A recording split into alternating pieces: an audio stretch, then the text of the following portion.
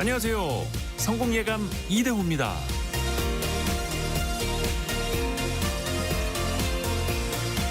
그리스 로마 신화에 카산드라라는 인물이 나옵니다. 카산드라는 아폴론에게 미래를 예언할 수 있는 능력을 받았는데 그의 사랑을 거절한 대가로 설득력을 빼앗기고 맙니다. 그래서 사람들은 아무도 그녀의 경고를 믿지 않았죠. 목마를 성 안으로 들여놔선 안 된다. 트로이는 멸망할 것이다.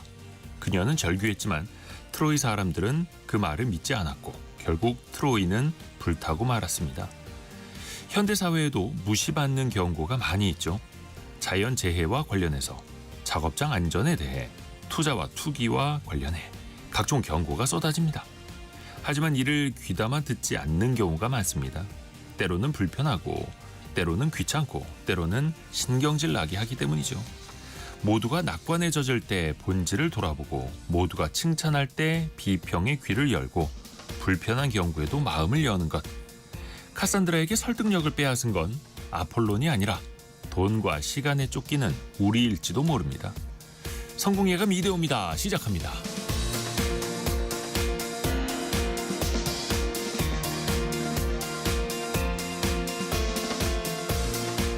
안녕하세요. 이대호입니다. 7월 28일 월요일 아침입니다. 또 힘찬 한 주 같이 시작하셔야죠. 영호 1호님이 푹푹 찌는 오전이네요. 이렇게 보내주셨는데요. 뭐 아침부터 덥습니다. 밤에도 덥고요. 생각해보니까 새벽에도 덥고요. 건강 문제 없으시길 바라겠습니다. 자, 오늘의 경제상식 퀴즈. 이제 본격적인 휴가철 아니겠습니까? 이거 신경 쓰시는 분들 좀 계실 텐데요. 중동 지역의 긴장이 고조되면서 국제 유가가 좀 올랐죠. 그래서 항공사들이요, 다음 달부터 국제선 항공권의 이 요금을 최대 80%까지 올린다고 합니다. 연료비를 소비자가 부담하도록 하는 건데요. 그 상승분을요. 항공사가 이것을 산정하고 발권일, 티켓 발권일을 기준으로 적용하기 때문에 소비자가 결국 이걸 언제 결제하느냐에 따라서 요금이 좀 달라질 수 있습니다. 운송수단의 연료비 증가에 따라 추가로 부과되는 할증 요금 방식인데요. 쉽게 말하면 유가 변동에 따라서 부과하는 요금을 말합니다. 택시 할증 비슷하기도 할까요? 네, 항공기 탑승할 때 붙는 이 5글자를 맞춰주시면 됩니다. 짧은 문자 50원, 긴 문자 100원이 드는 샵 9730이나 KBS 콩으로 보내주시면 되고요. 추첨을 통해서 다양한 선물 보내드리고 있습니다. 그리고 KBS 콩과 유튜브를 통해서도 언제든지 다시 보고 다시 들으실 수 있습니다. 성공예감 이대호입니다. 자주 검색하시면 성공이 가까워집니다.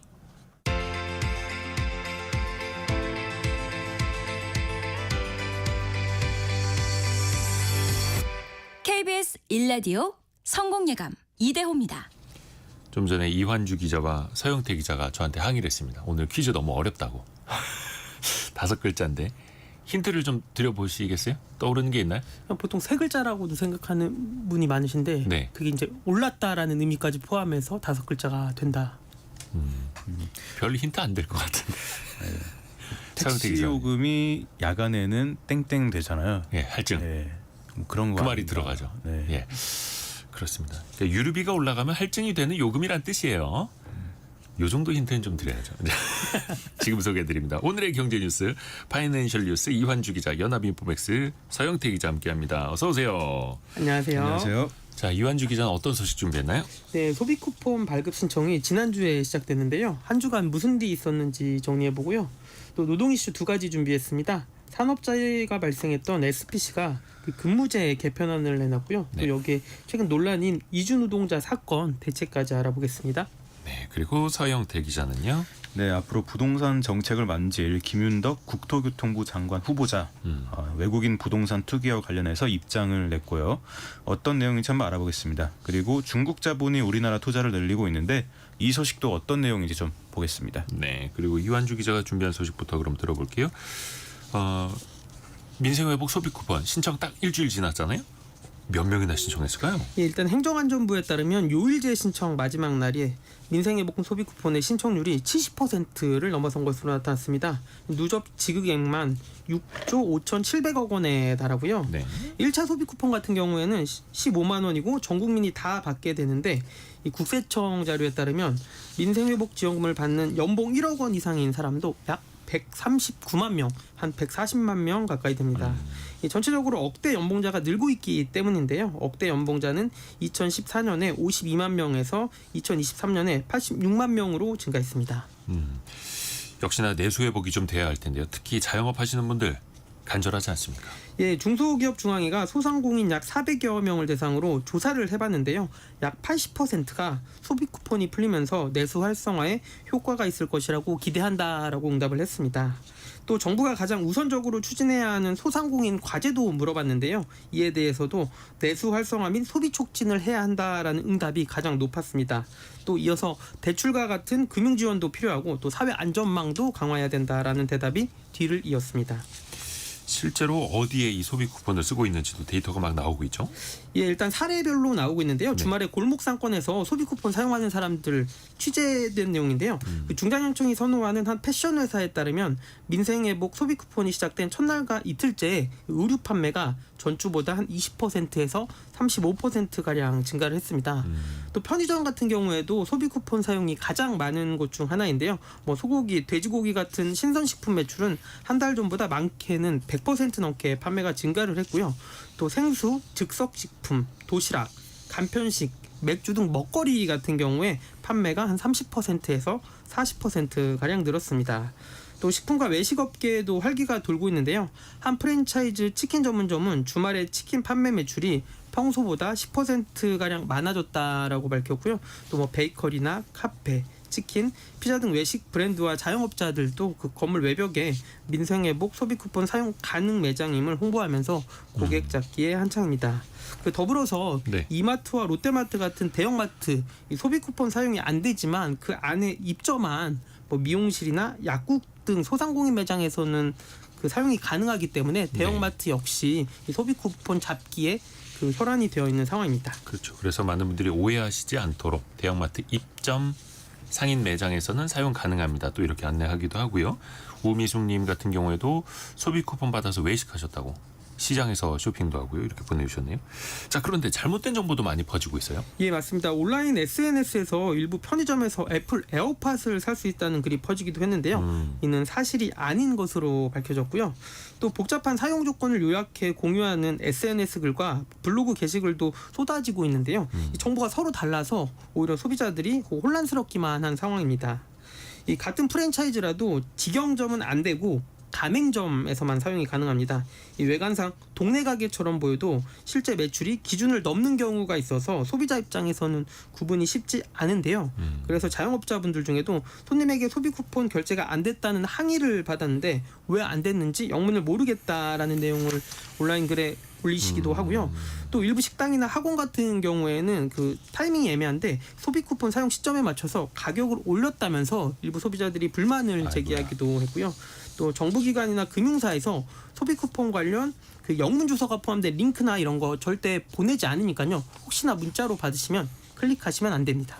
그렇죠. 그 스미싱, 낚시하는 그 문자 메시지 속지 않으셔야겠고요. 조금 더 이제 소비가 좀 나아졌으면 좋겠는데, 근데 약간 조바심은 버려도 될 것 같아요. 11월 말까지만 사용하면 되니까 4개월 동안 뭐 15만 원, 4개월 동안 55만 원 못 쓰겠습니까? 충분히 쓰실 수 있습니다. 천천히 좀 여유롭게 하셔도 될 것 같고요. 자, 서영태 기자가 골라온 경제뉴스 들어볼게요. 국토교통부 장관 후보자 김윤덕 후보인데요. 외국인 부동산 투기 관련해서 좀 입장을 밝혔네요. 네, 김윤덕 후보자가 내일 국회에서 열리는 인사청문회에 참석을 하거든요. 이 청문회 전에 먼저 질문을 받고 그리고 먼저 답변을 보내는데요. 이 답변서에 외국인 투기를 막기 위해서 세금을 강화하겠다고 대충 이런 내용이 좀 들어가 있습니다. 좀 더 구체적으로 말씀드리면은 외국인 부동산 취득과 관련해 가지고 세금을 좀 다르게 물리는 그런 방안을 우리나라 국익 관점에서 바람직한 방향으로 좀 검토할 필요가 있다 이렇게 밝혔는데요. 외국인의 부동산 관련 세금을 좀 더 물리는 그런 나라가 많습니다. 미국 같은 경우는 외국인이 부동산 권리를 팔 때 그 대금의 10에서 15%를 원천 징수합니다. 호주 같은 경우는 외국인이 부동산을 사고 네. 6개월 동안 살지 않거나 또 임대하지 않으면은 또 거기 공실세를 또 부과하는 식으로 좀 차등해서 외국인의 세금을 물리고는 있습니다. 그러면 우리나라 부동산을 사는 외국인들 어떻게 좀 늘고 있습니까? 외국인 부동산 사는 거에 대해서 그동안 말이 많았는데 법원에 따르면 이날 7월 시작해서 지난주까지 서울에서 아파트 등을 사고 등기를 신청한 외국인이 135명이었습니다. 한 달 동안. 예, 그렇습니다. 지난 6월이랑 비슷한 수준입니다. 네. 근데 다만 이달 내 서울 내 거래량이 굉장히 많이 줄었잖아요. 반토막이 가게 났는데 네. 외국인의 어떤 거래량은 줄지가 않은 거니까 외국인이 부동산 매수세가 죽지 않고 여전히 활발한 분위기 이렇게 얘기할 수 있겠습니다. 그러니까 외국인의 부동산 매수는 이어졌고 그 네. 사이에 대출 규제 때문에 내국인의 부동산 매매는 좀 뚝 떨어졌는데 맞습니다. 상대적으로 그 외국인의 매수가 좀 늘었다 이렇게 볼 수도 네. 있는 거네요. 상대적으로. 외국인은 대출 규제 영향을 안 받는 안 거죠. 받으니까. 네. 네. 뭐 외국인 중에서 누가 많이 샀냐, 어느 나라 사람이 많이 샀냐, 그럼 중국인이 절반 정도 됐습니다. 네, 중국인들이 많이 샀고요. 아무튼 이 6.27 대출 규제 이후로 외국인의 부동산 거래가 논란으로 이어지고 있는데 아까 이야기하셨다시피 내국인은 우리나라 사람은 은행에서 대출 받기가 어려운데 외국인은 그냥 해외에 있는 은행에서 돈 빌리면 되거든요. 네. 네, 그러다 보니까 이거 역차별 아니냐 이런 이야기가 많습니다. 그래서 국회에서 이제 외국인이 집 사는 것을 좀 통제하려는 법을 좀 만들자 이런 논의가 많이 본격화되고 있고요.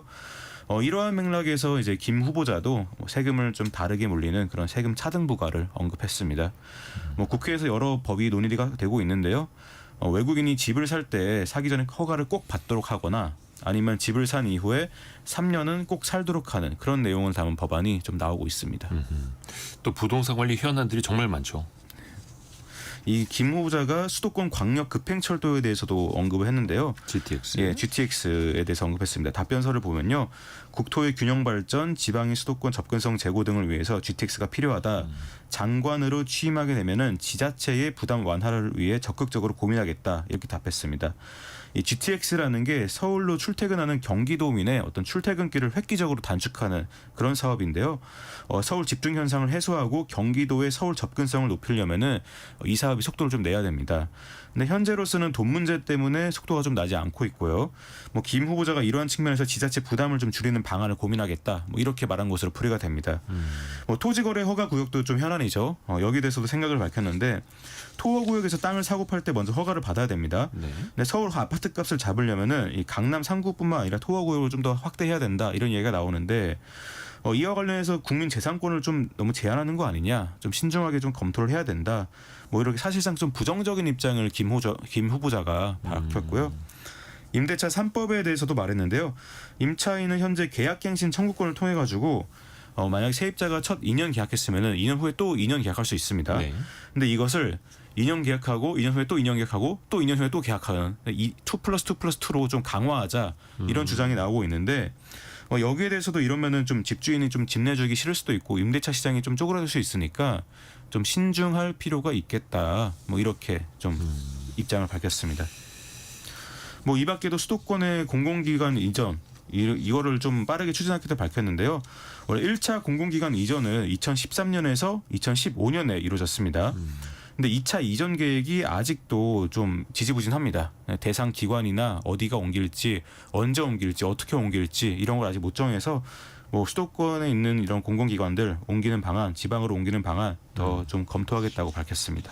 자, 그리고 이완주 기자가 준비한 소식. 산업재해가 계속 일어났던 SPC 그룹 대통령도 찾아갔었잖아요.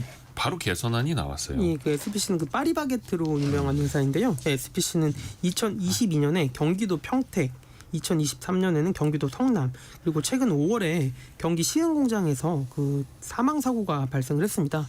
모두 기계 끼임으로 인한 사고였고요. 모두 새벽에 발생한 사고라는 공통점이 있습니다. 그 SPC는 생산직 야근을 8시간 이내로 제한을 해서 장시간 야간 근로를 없앤다라는 대책을 발표를 했는데요. 이를 위해서 인력을 확충하고요. 또 생산 품목 및 생산량을 조정하고 또 라인을 재편하는 등 전반적인 생산 구조를 완전히 바꿀 계획이라고 이 대책을 밝혔습니다. 또 SPC가 보유한 파리바게트, SPC 삼립 등 각 회사별 실행 방안을 10월 1일부터 이렇게 시행을 하겠다라고 약속을 했습니다. SPC그룹은 장시간 근로에 대한 근무 형태를 바꾸고 근로자의 안전이 최우선이 되는 일터를 만들 수 있도록 이 적극적인 개선과 투자에 나서겠다라고 약속을 했습니다. 대통령이 찾아간 뒤에 그렇죠. 그 전에 좀 바꿨으면 좋았을 거예요. 예, 맞습니다. 특히 우리나라 같은 경우에는 매년 산재 사고로 사망하는 사람이 연간 한 800에서 900명 정도가 되거든요. 이게 지난해 기준으로 OECD 국가 중에서 한 3위에서 5위 정도에 해당하는 굉장히 높은 수치입니다. 그 이재명 대통령은 지난주 금요일에 경기 시흥시 SPC 삼립 시화 공장을 직접 찾았는데요. 이 시화 공장은 근로자가 새벽에 근무하다가 이 끼임 사고로 이 사망한 곳이었습니다. 이 당시 사고를 당한 근로자는 야간에 12시간씩 3일을 연속 근무하는 형태로 일하고 있었는데요. 이 대통령은 야간에 과한 노동으로 집중력이 흐트러지면서 사고가 발생한 것 아니냐고 지적을 했습니다. 그리고 이거를 12시간씩 2명이서 하지 않고 이 3명이 8시간씩 나눠서 근무하는 것이 낫지 않겠느냐라고 현장에서 지적을 했는데요. 이게 기업 입장에서도 초과 근무에 따른 수당을 절약할 수 있고 근로자 역시 과로를 피할 수 있기 때문에 합리적으로 보이는데요. 다만 현장에서 이렇게 시행하고 있지 않은 건 3교대로 운영할 경우에 이들 각각의 근로자가 받는 월급 총액이 적어져서 이럴 경우가 있어서 이렇게 현장에서 운영이 안 된 것으로 파악이 됐습니다. 노동자 입장에서도 조금 더 일을 몰아서 많이 하고 더 많은 소득을 올리고 싶다 이런 분들도 또 있을 수 있으니 그런데 어찌됐든 간에 안전을 위해서라도 제도는 좀 바꾼다라는 거고요. 또 그 이주 노동자, 외국인 노동자 인권 유린 문제도 있었어요. 최근에요. 예, 맞습니다.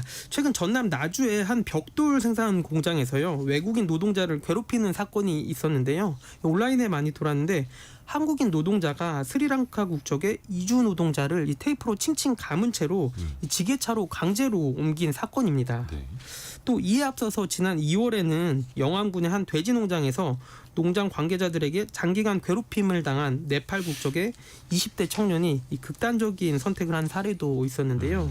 이 이주 노동자 같은 경우에는 현행법상 예외적인 경우에만 최초 3년 내 3번, 추가 22개월간 2번까지만 사업장을 바꿀 수 있습니다. 이 예외적인 경우가 아니라면 이 사업장을 옮기기가 굉장히 힘든데 만약에 임의적으로 그만둘 경우에 불법 체류자 신세가 되기 때문에 이 부당한 상황이 있더라도 참고 버티는 경우가 많습니다. 이에 노동계에서는 이주 노동자의 사업장 변경을 완화해 줄 것을 주장하고 있는데요. 또 고용노동부가 이에 대해서 사업장 변경 제도를 검토하기로 한 겁니다. 반면에 국내 사업주들 같은 경우에는 이를 반대하고 있는데요. 이주 노동자 한 명을 고용하기 위해서 시간과 비용을 들였는데 이들 중 일부가 의도적인 태업으로 처우가 더 좋은 직장으로 옮기는 경우도 있습니다. 또 실제로 이주 노동자의 이직을 돕는 브로커도 있다라고 하고요. 다만 소수의 일탈을 막기 위해서 현행 제도를 그대로 유지하는 것도 문제인 상황이라 이 제도 개선은 필요해 보입니다. 자, 그리고 서영태 기자 준비한 소식 들어볼게요. 중국이 전 세계에서 가장 많이 투자를 하는 나라가 어디냐? 대한민국이네요. 한국이 가장 많이 투자를 받는 나라가 이제 중국인 건데요. 이제 지난해 중국의 국내 직접 투자 규모가 약 17조 원이었습니다. 1년 전보다 2배 가량 늘었고 5년 만에 최대치였습니다. 그 해외 국가 중에서 한국이 투자를 받는 해외 국가 중에서 중국 비중이 20%로 일본과 미국을 제치고 처음으로 1위를 했습니다. 그러니까 우리나라가 투자를 받는 나라들을 살펴보면 중국이 네. 제일 많더라. 그렇습니다. 네. 네. 그 제조업 중에서는 배터리 관련 투자가 많았는데요. 아무래도 중국산 배터리에 좀 페널티를 주는 그런 미국 같은 나라들이 있잖아요. 그래서 그런 걸 의식해가지고 우회 수출 경로를 한국에 만드는 그런 중국 회사가 좀 있고요. 서비스업 중에서는 유통 쪽에 투자를 많이 했는데 뭐 테무 같은 중국 온라인 쇼핑몰 쪽이 투자가 아닌가 이렇게 해석이 됩니다. 우리나라 기업 지분도 중국이 많이 샀습니다. 한 9조 원어치를 샀는데 중국의 쿠팡이라고 할 수 있는 알리바바가 카카오페이 2조 넘게 투자했고요. 뭐 중국의 카카오이자 네이버인 텐센트 역시 게임 회사 크래프톤과 카카오에 수조 원 단위를 투자했고 그리고 SM 엔터테인먼트에도 상당한 규모를 투자했습니다. 중국인들이 우리나라 주식과 부동산에도 많이 투자를 하고 있는 것인데요.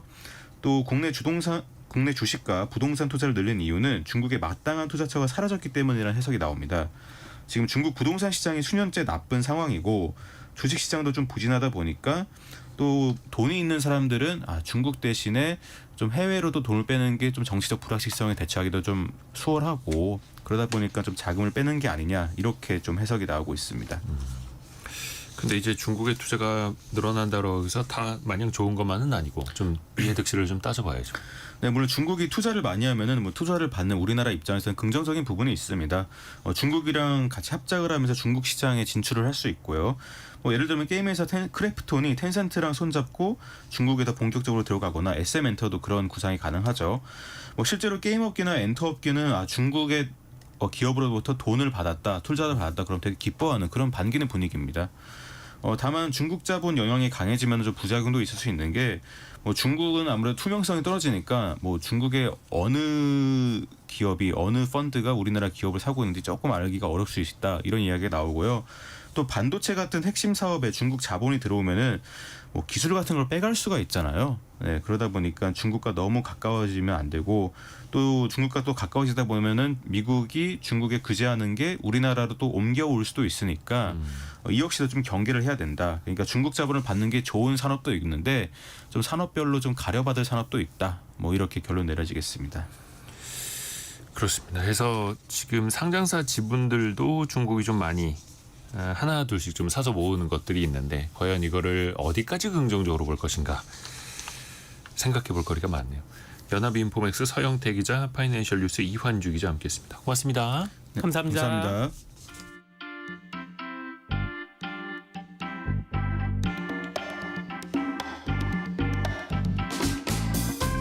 지금 여러분께서는 KBS 일라디오 성공예감 2대호입니다를 듣고 계십니다. 프로그램에 참여하신 청취자 여러분께는 추첨을 통해 아름다운 식탁 창조 주빅푸드에서 뿌리 담은 리얼 생와사비를, 쉽고 빠른 판촉물 제작 시너지 기프트에서 고속 충전 알람 시계를, 그리고 성공예감에서 준비한 커피 쿠폰을 보내드립니다.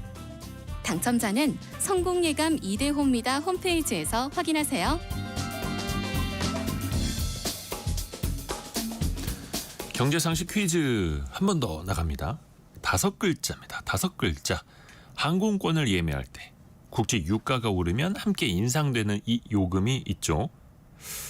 다음 달부터요. 우리나라 항공사들이 국제선 항공권에 붙는 이 요금을 크게 올린다고 합니다. 대한항공은 최대 80%, 아시아나항공은 67%, 또 티웨이 같은 경우에는 74.5%, LCC 저비용 항공사들도 이걸 올린다고 하는 건데요. 기준은 발권일, 표를 발권하는 날 기준으로 부과가 되는데요. 항공업계에서 얘기하기로는 싱가포르산 항공료의 평균 가격을 기준으로 매달 이 요금을 조정하는데 이게 올랐다는 거죠. 그리고 또 변동폭이 참 크기도 합니다. 해서 해외 나가시는 분들은 또 이거를 신경 안 쓸 수가 없는데요. 5글자인데 3915님 할증 유류세, 0339님 유류세 할증, 유류세 아니고 세금 아니고요. 요금입니다. 세금은 아니고 요금입니다. 정대호님이 강력한 힌트 대신 주셨네요. 그러면 유류 할인료는 없나요? 별로 그런 얘기는 들어본 적이 없죠. 그냥 할증만 안 해도 다행인 것 같은 느낌으로. 4757님이 허탕 칠 것 같아서 요즘에 퀴즈 참여 안 했는데 이번에는 좀 어렵다고 해서 참여해 봅니다. 라고. 역발상입니다. 어려울 것 같아서 사람들이 많이 안 보낼 것 같을 때, 그러면 이제 경쟁률이 낮으니까 그럴 때 훨씬 더 당첨 확률이 높아지죠. 이렇게 확률적으로 사고하시는 게 투자나 또 경제 생활할 땐 상당히 또 도움이 됩니다. 정답을 정확하게 맞춰주셨네요. 이종섭님도 정답 맞춰주셨고요. 더워서 어딜 가나 고생이라 9월이나 10월쯤 휴가 가려고 합니다. 이렇게 보내주셨고요. 힌트를 한 번 더 드릴까요? 유류비가 오르면 할증하는 요금, 이걸 5글자로 잘 조합해 주시면 됩니다. 짧은 문자 50원, 긴 문자 100원이 드는 샵 9730, 또 KBS 콩이 열려 있습니다.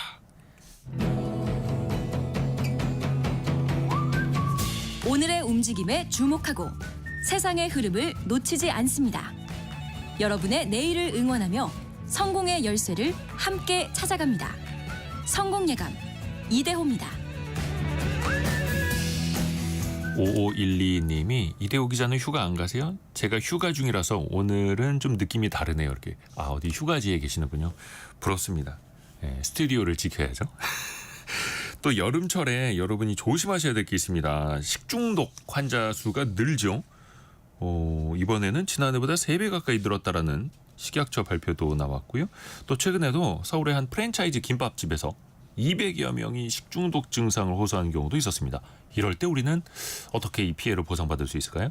슬기로운 법률생활 법무법인 길도 윤예린 변호사와 함께합니다. 안녕하세요. 안녕하세요. 윤예린 변호사입니다. 이게 식중독에 한번 걸리면 웬만하면 집단으로 걸리잖아요. 특히 네네. 이렇게 큰 식당에서 맞습니다. 문제가 생기면 업체는 어떤 책임을 지게 돼요? 네, 날이 더워지면서 이제 각 장소에서 조리 담당하시는 분들은 다른 계절보다 좀 조심하시면서 그럼요, 조리하고 그럼요. 계실 텐데 올해 식중독 문제가 좀 만만치 않습니다. 더욱 각별하게 주의해 주셔야 될 것 같습니다. 네. 먼저 행정상의 책임 살펴보겠습니다. 조리사가 식중독이나 그 밖의 위생과 관련한 중대한 사고 발생에 직무상 책임이 있는 경우에는 식품위생법에서 면허를 취소하거나 6개월 이내의 기간을 정해서 업무 정지를 명령할 수 있습니다. 집단 급식소를 설치 운영하는 사람이 식중독 환자가 발생하지 않도록 위생 관리를 철저하게 하지 않은 경우에는 500만 원 이하의 과태료를 부과받게 됩니다. 다 식품위생법에 규정되어 있는 것이고요. 자, 손님 입장에서는 당연히 내가 어떻게 손해배상을 받을 수 있을 것인가가 궁금하실 텐데요.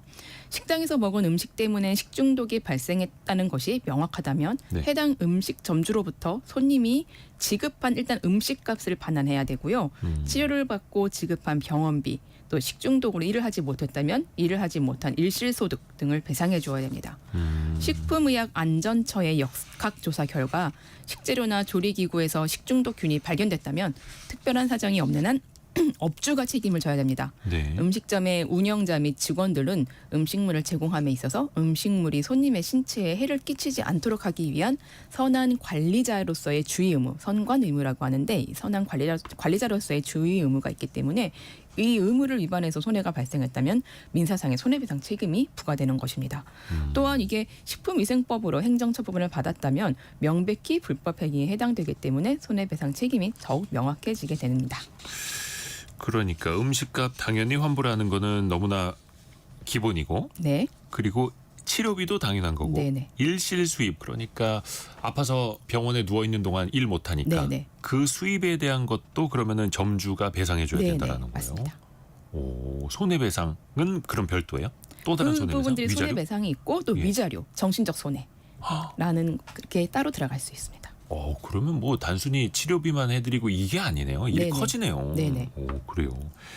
그 김밥 프랜차이즈에서 한 네. 10여 년 전에도 큰 집단 식중독 사고가 있었거든요. 네네. 그때 뭐 집단 소송한다는 얘기도 있었는데 네네. 어떻게 됐을까요? 이 같은 경우는 그냥 일반 치료를 하셨던 분들은 100만 원, 그리고 입원 치료를 하셨던 분들은 총 200만 원의 위자료를 받았어요. 그러니까 이 부분이 기본적인 손해배상에 다 포함이 돼서 받아진 것 같고, 근데 이게 2021년에 있었던 거예요. 2021년에 있었는데, 12년? 네, 2021년에 있었어요. 21년? 네, 네. 그리고 2년 만에 결론이 났고요.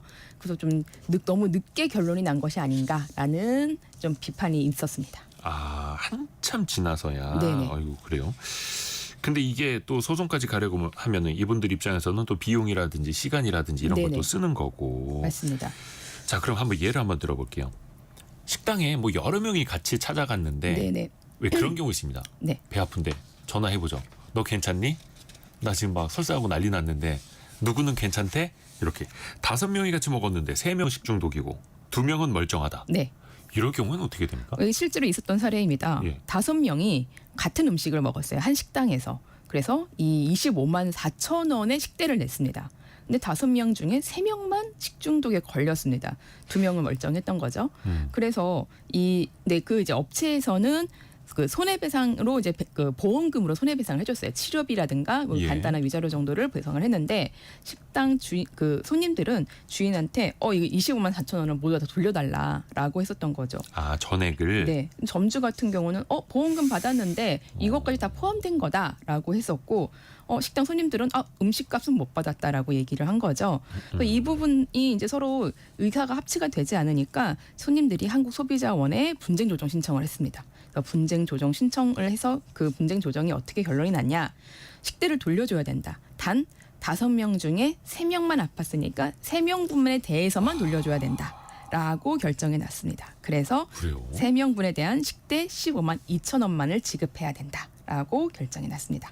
근데 예를 들어서 조금 이제 상한 음식이거나 좀 문제가 있는 음식을 먹었는데 그 중에 몇 명은 장이 정말 튼튼해 갖고 무쇠도 이렇게 소화시킬 수 있는 소화력이어서 문제가 없었다라고 네. 하면 그 사람은 음식값을 환불 못 받는 거예요. 아 이게 야. 어. 네네. 아, 이거는 저도 생각지 못했던 거라. 그러네. 일단은 피해가 있었느냐 없었느냐 네. 이거로 가르나 보네요. 네네. 예. 또 하나가 이게 참 애매한 순간이 있습니다. 음식을 먹다가 머리카락이 나오거나 네. 수세미 그 쇠 뭐라죠? 쇠수세미 수세미 같은 거 같은, 네. 조금 나올 경우 있지 않습니까? 네네. 이럴 때 좀 항의를 하고 싶은데 네. 법적으로는 뭐 어떻게 할 수 있는 거예요 이게? 일단은 보통 업체에다가 이제 이 피해 사실을 알리고 보상을 청구하게 됩니다. 네. 이 소비자원에서 이제 제시한 소비자 분쟁 해결 기준에 따르면 새 제품으로 바꿔주거나 구매 비용을 환불하는 선에서 분쟁을 해결하라고 명시를 하고 있습니다. 단순히 근데 이물질이 나와서 이제 음식값을 받았다 내지는 새 음식을 받았다 이런 것이 아니라 이물질이 나와서 이거를 먹다가 다쳤을 때 식당의 잘못이 명백하다면은 음식점의 책임을 인정한 법원 판례도 있습니다. 인천지방법원에서 있었던 판례인데요. 그 음식점에서 제공된 칼국수를 이렇게 씹다가 칼국수 면 안에 돌이 섞여 있었던 거예요. 그래서 돌에 이제 치아가 파절됐습니다. 그래서 이 부분에 대해서는 음식점이 책임을 져야 된다라고 하는 이제 판결이 있었습니다. 근데 해당 이제 업주는 이렇게 손님에 대한 민사상 손해배상뿐만 아니라 행정적인 조치도 받게 됩니다. 그 이물질 혼입에 대한 과실이 드러난 제조업체나 조리 점포는 식품위생법으로 이제 그 문제 제재를 받을 수 있는데요. 뭐 시정 명령부터 일주일에서 2개월 내까지의 이 해당 제품에 대한 폐기를 그 명령을 내릴 수 있고 음식점이나 제과점 같은 경우는 2일에서 20일까지 영업 정지를 받을 수 있습니다. 일단은 첫 번째로는 새 음식으로 바꿔주는 게 먼저이고 네. 먹다가 다쳤을 경우에는 그 부분의 손해를 배상을 해야 하는 거고요. 근데 또 제조나 조리식품에서 이물질이 발견됐다고 해서 모든 업체나 점포가 제재를 받는 것은 아닙니다. 그거 아니에요? 네, 신고가 있어도 원인과 책임 소재가 규명되지 않으면 업체나 점포 책임을 묻기 어려운 경우도 있습니다. 근데 그래서 뭐 식당에서 먹었다면 발견된 그 보통은, 즉시 이야기를 해야겠네요. 네, 맞습니다. 그래서 식품안전정보원 같은 경우는 이 음식점 음식에서 이제 이물이 나왔을 경우에는 이제 이러한 절차를 따라서 좀 증거를 확보하세요라고 하는 이제 안이 있는데요. 먼저 이제 이물이 발견된 상황을 기록하고 이물과 음식의 사진을 찍어둡니다.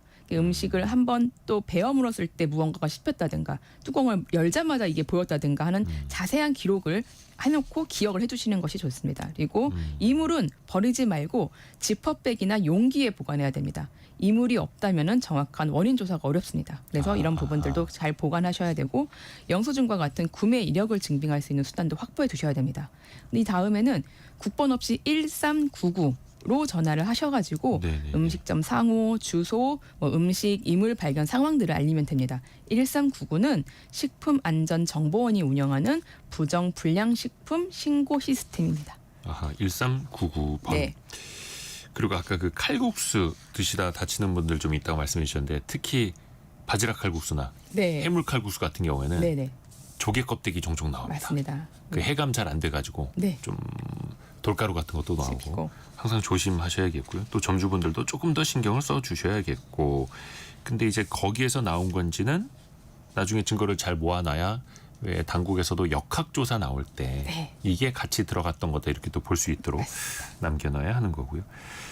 근데 이게 식당 매장에서 그렇다면 바로 거기에서 대응이 가능할 텐데 배달 음식 같은 경우에 나중에 이 음식에서 뭐가 나왔습니다라고 하는 경우도 있고 네. 또 일부러 이물질을 넣거나 꾀병을 부리거나 네. 좀 나쁜 짓 하는 소비자도 좀 있잖아요. 네, 맞습니다. 이런 분들이 있어서 좀 문제입니다. 이게 일단은 이물 발견을 거짓으로 신고한 경우에는 네. 식품위생법에 따라서 1년 이하의 징역 또는 1,000만 원 이하의 벌금에 처해지게 됩니다. 이게 아까 그 단순하게 식중독 일어났던 그 가게 처벌하는 것보다 수위가 높네요. 네, 맞습니다. 이거 정상적으로 식품을 공급을 했는데 거기에 대해서 거짓으로 지금 신고를 하는 것이기 때문에 문제가 됩니다. 정상적인 음식에 고의로 이물질을 넣어서 환불을 요구하는 것은 기망행위에 해당해서 형법상 사기죄가 성립할 수 있습니다. 근데 여기에서 그치지 않고 더 나아가서 이로 인한 부당한 요구가 이어진다면은 강요나 공갈죄, 업무 협박, 업무 방해죄가 어이야. 이제 적용될 수 있습니다. 이제 뭐 한 사례를 찾아보면요, 햄버거 가게에서 머리카락이 나왔다라고 하면서 거짓말을 해서 음식값을 환불받아 자작극 논란에 휩싸였던 유튜버 분이 한 분 계십니다. 이분 같은 경우는 결국 사기죄로 벌금 500만 원 선고받았습니다. 유튜버 측은 법정에서 억울하다면서 무죄를 주장했는데 예. 재판부는 CCTV에 비친 행동 같은 이런 정황 증거를 토대로 봤을 때 환불을 목적으로 범행을 했다라고 판단해서 기존 30만 원의 벌금형 약식 명령보다 훨씬 더 큰 액수의 벌금형을 내렸습니다. 그러니까 이 유튜버 같은 경우는 검사님이 이 30만 원 정도의 약식 명령을 내고 끝내세요라고 처분을 했는데 나는 무죄입니다라고 해서 정식 재판 청구를 했고 정식 재판에서는 판사님이 이거 너무 괘씸하다, 완전 오히려? 거짓말이다라고 하면서 벌금형 500만 원을 선고한 사례입니다. 또 우리 사장님들 요즘에 리뷰 엄청 신경 쓰시잖아요. 그쵸. 잘못 올라온 리뷰 때문에 막 매출이 뚝뚝 떨어지고 경제적 손해가 좀 말이 아닐 수 네. 있습니다. 근데 인터넷에 이제 리뷰 쓰겠다라고 하면서 거짓말로 이제 이물질 들어갔다, 이렇게 하셔서 협박해서 돈을 받아냈다면 업무 방해죄, 공갈까지 추가될 수 있습니다. 이것도 뭐 10년 이하의 징역, 2천만 원 이하의 벌금에 처해질 수 있으니까 우리 소비자분들 뭐 이러신 분들 없으시겠지만 정말 이러시면 안 됩니다. 네.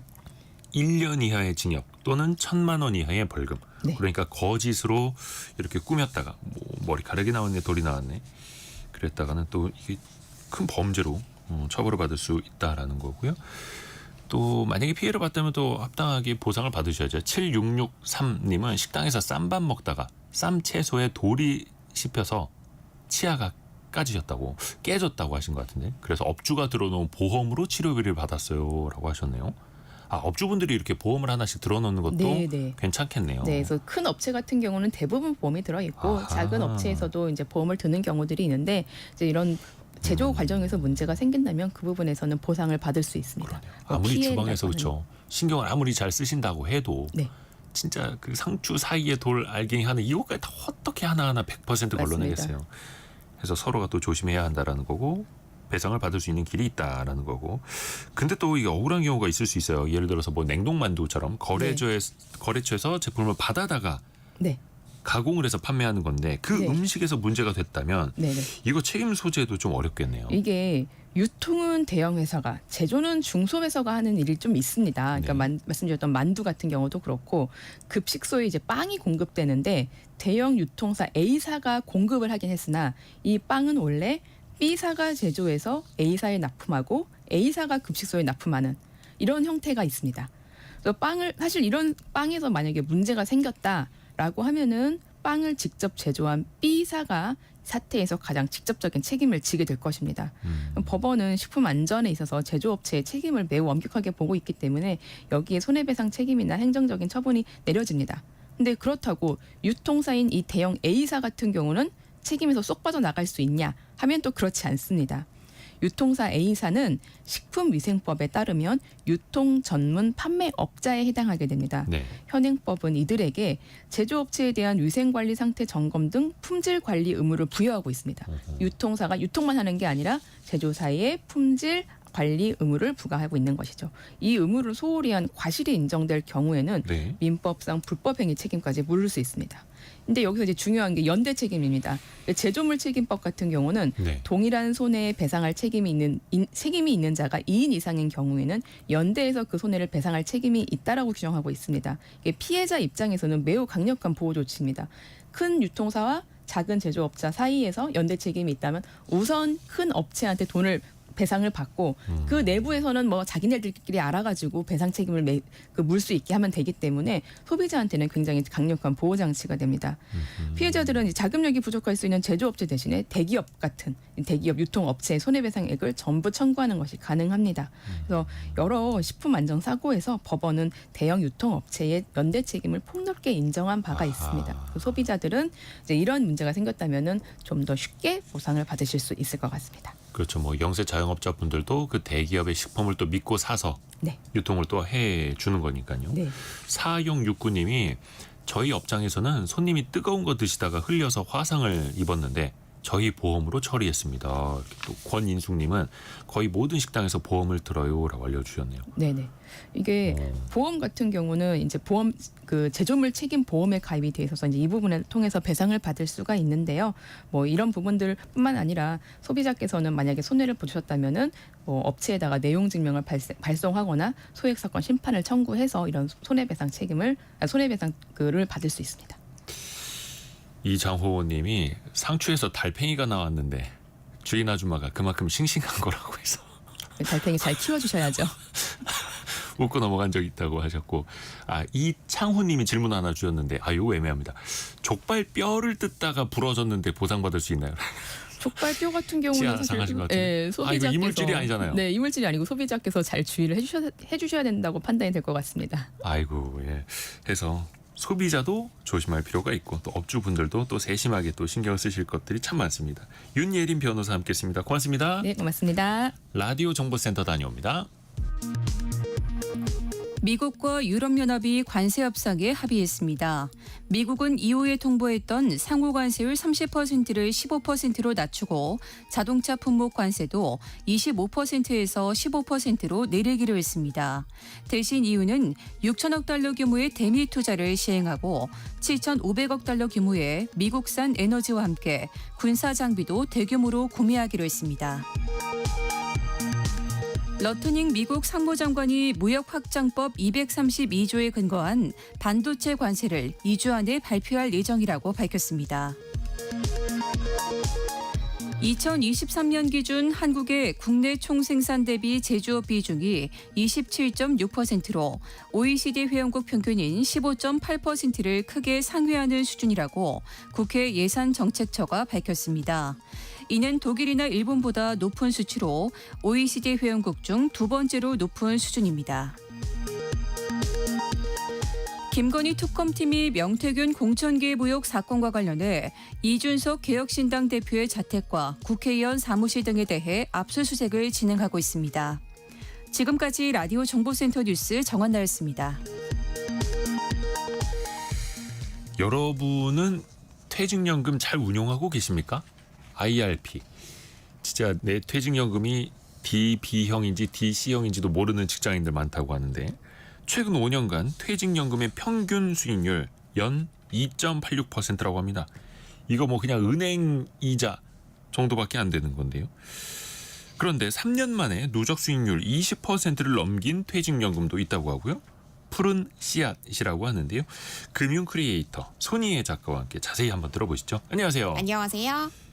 푸른 씨앗. 이거 처음 들어보시는 분들 좀 계실 것 같아요. 맞아요. 꽤 생소한 분들 많으실 것 같은데요. 종묘 사업 아니고. 전혀 아닙니다. 이 푸른 씨앗 제도는 중소기업 직장인들을 위해서 국가가 만든 퇴직연금 제도 이렇게 생각하시면 됩니다. 상시 근로자 30인 이하의 중소기업에 다니는 직장인들 가입하실 수 있는 제도인 거고요. 이게 공식 명칭은 아니고요. 공식 명칭은 중소기업 퇴직연금 기금 제도인데 너무 길잖아요. 그래서 이제 별칭을 만들어가지고 푸른 씨앗 제도라고 우리가 부르는 거고요. 개별 기업이 퇴직연금 운용사를 선정하고 또 상품까지 관리하는 게 아무래도 좀 현실적으로 어렵다 보니까 네. 이 근로복지공단 중심으로 하나의 큰 기금을 만들어가지고 이 중소기업들의 퇴직연금을 다 모아요. 모으고 나서 이 전문가한테 맡겨가지고 운용을 해주는 그런 제도, 공공퇴직연금 제도라고 보시면 되는 거고요. 여기 동의 절차가 좀 필요하기 때문에 근로자 대표의 동의 얻은 다음에 또 공단과의 표준계약서 체결 통해가지고 이 제도 설정할 수 있는 그런 구조입니다. 그러니까 왜 국민연금 있고 공무원들 연금은 공무원 연금에서 네. 맡아서 관리하듯이 중소기업인들을 위한 중소기업 퇴직연금 기금 제도. 네. 이게 푸른 씨앗이다. 맞습니다. 이렇게 좀 이해를 해야겠네요. 네. 그러면 기존의 퇴직연금과 어떤 차이가 있는지도 좀 들어볼까요? 일단 결정적으로는 운영 방식에서 굉장히 큰 차이가 있습니다. 네. 우리 기존의 퇴직연금 대부분 계약형입니다. 금융사랑. 맞습니다. 네. 그러니까 회사랑 근로자 그리고 직장 직접 이제 은행이나 증권사 같은 계약 그런 회사들이랑 계약을 맺잖아요. 네.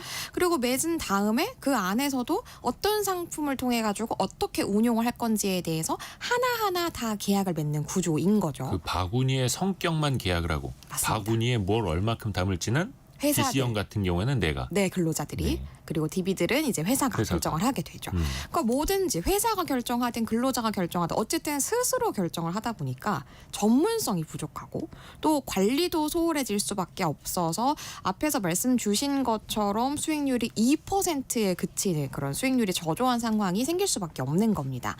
반면에 푸른 씨앗은 이 우리나라에 존재하는 유일한 기금형 퇴직연금입니다. 여러 중소기업의 적립금을 한데 모아가지고 굉장히 거대한 기금을 만들고요.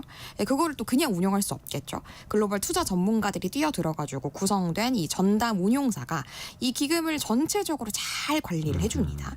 그러니까 소액의 개인 투자자가 아니라 수천억 원 규모의 기관 투자자처럼 체계적인 자산 배분 그리고 투자를 할 수가 있는 거죠.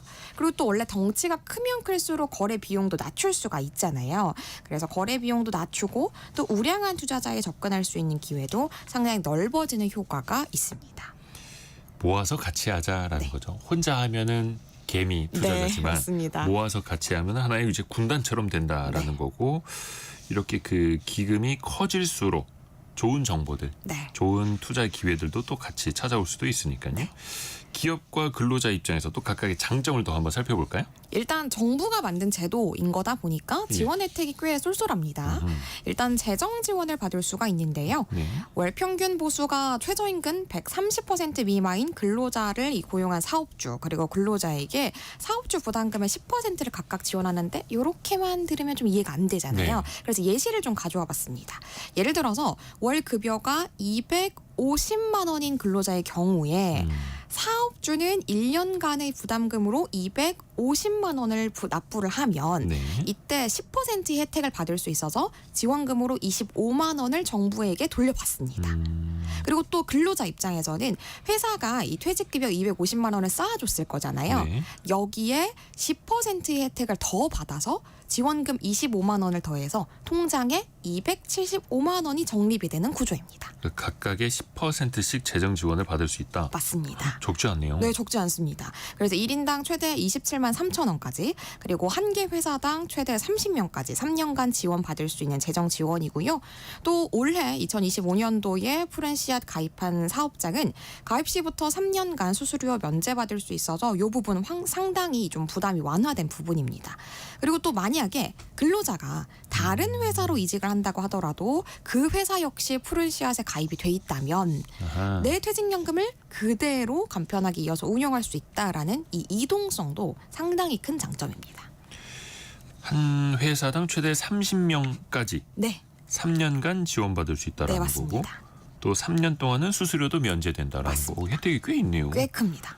또 이제 중요한 거 본질적인 거는 운용을 잘해야 되지 않습니까? 네. 그런데 푸른 씨앗이 22년에 시작됐는데 누적 수익률이 20%나 굉장히 높죠. 어떻게 가능한 거죠? 이게 이제 우리가 이제 22년 출범했으니까 이제 한 3년 정도 된 네. 거잖아요. 그러니까 너무나도 수익률이 괜찮아서 이제 시장의 주목을 받고 있는데 네네. 이게 전문적인 운용 그리고 디폴트 옵션을 통한 자동 투자 덕분이라고 합니다. 앞서서 계속 우리가 말씀드렸지만 민간 퇴직연금 같은 경우에는 이제 회사가 선택을 하든 근로자가 선택을 하든 어쨌든 자체적인 선택을 통해서 운용을 해야 되지만 푸른 씨앗 제도는 공동기금 조성으로 자산을 운용하다 보니까 여러 가지 전략이 많이 적용이 되고 있는데요. 특히나 디폴트 옵션 바탕으로 글로벌 분산 투자 전략을 좀 유연하게 활용을 해서 이렇게 높은 수익률을 달성하게 된 것이라고 하더라고요. 그래요. 또 이제 실력 있는 사람들이 또 자산 배분을 또 결정을 하게 될 테고요. 맞습니다. 큰 돈이 또 모이니까. 근데 이게 꼭 장점만 있는 걸까요? 절대 어떻습니까? 아니죠. 예. 주의할 점도 어디- 있죠. 그렇습니다. 어떤 상품이든 주의할 점이 있습니다. 일단 우리가 원금 보장이 안 된다는 것 좀 기억을 해야겠습니다. 예, 투자를 통해서 높은 수익을 추구하는 성격이 있다 보니까 예금처럼 원금 100% 보장되는 거 아니라는 거 꼭 기억을 해주셔야 되고요. 그렇죠. 물론 우리가 앞서서 설명을 쭉 한 것처럼 많은 전문가들이 장기적인 관점에서 좀 안정적으로 운용을 하려고 노력은 하고 있지만 투자 면에서 절대적인 건 없잖아요. 그래서 단기적인 시장 상황에 따라서 이 손실 발생할 가능성 열려 있다라는 것은 염두하셔야겠습니다. 모든 투자에는 손실 가능성이 다 있는 것이니까요. 퇴직연금도 마찬가지입니다. 네. 그래서 시간을 분산할 필요가 분명히 맞습니다. 있는 거고요. 푸른 씨앗 오늘 처음 들으신 분들 어디서 어떻게 신청하면 되는지도 꼭 알려주셔야죠. 네, 요거는 근로자가 저 신청하고 싶어요라고 개별적으로 신청하는 개념이 아니고 아하. 회사가 가입을 결정하고 또 신청을 해야 됩니다. 그래서 사업주가 푸른 씨앗 공식 홈페이지나 근로복지공단 지사를 방문을 통해서 간편하게 가입하실 수 있어요. 왜 간편하다고 했냐면 실제로 가입 신청서 작성하고 그리고 우리 회사에 누구누구 신청할 겁니다라고 명부 첨부하고요. 네. 그리고 그 사람들의 동의 요거만 첨부하면 정말 신청이 끝입니다. 그래서 절차가 꽤 간단하기 때문에 요거는 좀 회사의 사업주나 혹은 담당자에게 저희도 혹시 대상이 되나요? 혹시 다 같이 신청해보는 거 어떨까요? 이렇게 좀 건의를 해보셔도 괜찮을 것 같아요. 왜냐하면 앞서 설명드린 것처럼 지원도 꽤 괜찮기 때문에 그러게요. 다들 괜찮은 제도라고 여기실 것 같습니다. 근데 이제 상시 근로자 30인 이하인 중소기업만 네, 규모는 신청할 수 정해져 있습니다. 있다라는 거고 이게 중소기업 다니시는 분들 개개인이 내 퇴직연금 운용하는 게 쉽지 않은데 그럼요. 오히려 이렇게 기금형으로 맡기는 것도 하나의 방법입니다. 퇴직 이후에 연금 받을 때는 어떤 방식으로 수령하게 됩니까? 똑같습니까? 다른 거랑? 네, 똑같습니다. 두 가지 방식 중 선택하실 수 있어요. 연금으로 나눠 받거나 혹은 일시금으로 한 번에 수령하실 수 있는데요. 우리가 모든 퇴직연금 그러하듯이 연금으로 받을 때는 세금에서 혜택을 좀 받을 수가 있잖아요. 이 퇴직소득세 30% 감면해주기 때문에 연금으로 받으시는 게 세금 면에서 훨씬 유리합니다. 이 노후준비라는 본래 취지를 좀 고려하셔가지고 기왕이면 연금으로 수령하셔서 여러모로 혜택을 더 챙기시는 게 조금 더 좋을 것 같습니다. 이거 혹시 중도 인출도 가능합니까? 급한 네, 일 중도 생겼을 때. 인출 가능합니다. 근데 특별한 사유에만 가능해요. 네. 모든 퇴직연금 다 비슷하잖아요. 예. 무주택자인 근로자의 주택 구입, 전세보증금 마련, 본인이나 가족의 6개월 이상 장기 요양 혹은 파산 등이 대표적인 법정 사유니까요. 요 해당 사유할 때만 중도 인출 신청하시면 되겠습니다. 이게 정치권에서도 그래서 개개인에게 맡기지 말고 기금형 퇴직연금 많이 늘리자라는 이야기 나오고 있는데 일단은 푸른 씨앗이 좋은 사례가 되고 있는 것 같습니다. 맞습니다. 이연주님이 회사가 동의 안 하면 안 되겠네요라고 보내주셨는데 네, 안타깝게도. 그래서 좀 회사에서도 전향적으로 좀 생각을 해주셔야 돼요. 왜냐하면 이거 맞습니다. 인사팀이나 재무팀에서 귀찮아서 안 하는 경우 그런 있는데 점 완전. 그분들의 퇴직연금도 같이 들어있지 않습니까? 그럼요. 그런 예, 부분을 같이 설득해 주시면 될 것 같아요. 맞습니다. 금융 크리에이터 손희애 작가 함께했습니다. 고맙습니다. 감사합니다. 자, 1부 벌써 마칠 시간이고요. 2부에서는 개미스쿨 시간으로 돌아옵니다. 증시각도기 곽상준 부장과 함께 하는데요. 오늘 삼성전자가 좀 많이 오릅니다. 아까 22조 원 규모의 반도체 위탁 생산 계약을 체결했다라는 소식도 들려오면서 국내 증시에 좀 훈풍이 좀 불어오나요? 하는데 남아있는 대외, 특히 관세 비롯해서 이슈가 많거든요. 같이 한번 논의해 보시죠. 뉴스 들으시고요. 10시 5분에 금방 다시 뵙겠습니다.